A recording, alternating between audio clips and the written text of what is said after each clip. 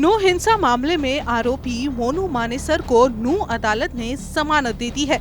नू हिंसा के दौरान मोनू मानेसर पर नू साइबर क्राइम पुलिस ने आर्म्स एक्ट और सोशल मीडिया पर भड़काऊ पोस्ट डालने का मामला दर्ज किया था, जिसमें वकीलों ने बचाव करते हुए कहा कि मोनू मानेसर ने जो वीडियो और पोस्ट डाली थी वो किसी समुदाय के प्रति नफरत फैलाने वाली नहीं थी और न ही उन पोस्टों से कोई हिंसा भड़क सकती थी, जिससे मोनू पर इस धारा का कोई ग्राउंड नहीं बनता।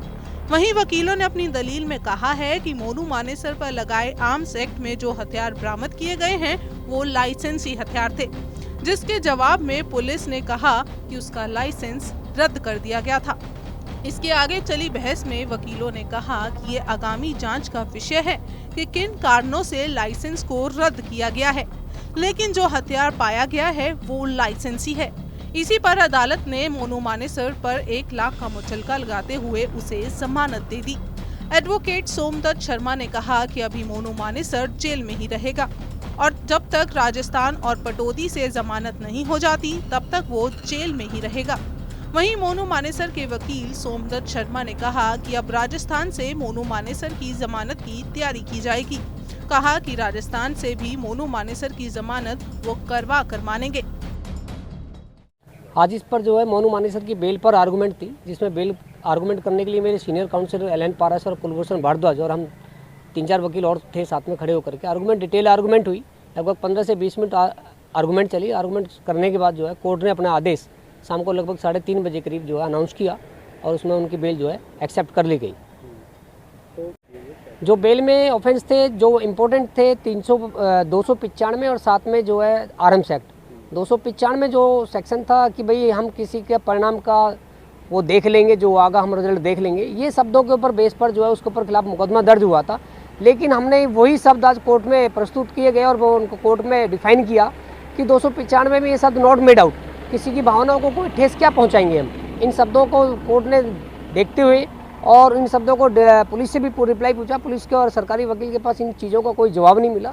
सवाल दूसरा है कि आर्म्स एक्ट में जो अवैध हथियार जो दिखाए गए रिकवरी में, वो रिकवरी जो दिखाई गई है वो ऑलरेडी उसकी जो लाइसेंस है और आर्म्स एक्ट में वही मार्का पुलिस से जो रिकवरी हुआ है वो सेम पाया गया है, तो वो अवैध हथियार नहीं हो सकते।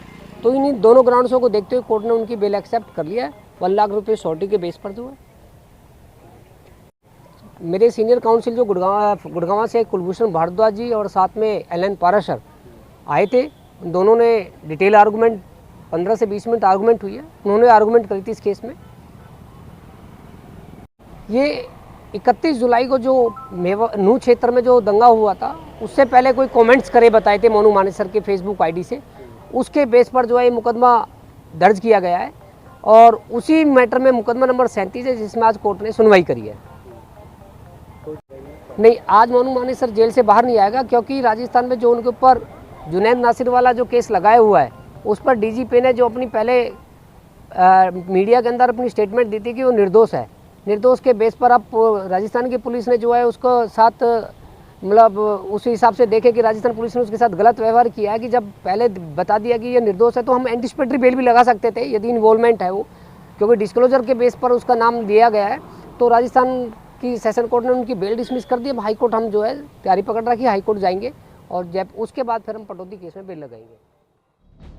आपको बता दें कि मोनू मानेसर पर 28 अगस्त को दूसरी बार ब्रजमंडल जलाभिषेक यात्रा निकालने से ठीक 2 दिन पहले फेसबुक पर भड़काऊ पोस्ट डालने के आरोप में न्यू क्राइम ब्रांच की टीम ने गुरुग्राम से मानेसर को गिरफ्तार किया था, जिसके बाद मोनू को राजस्थान की डीग पुलिस को ट्रांजिट रिमांड पर सौंप दिया गया था।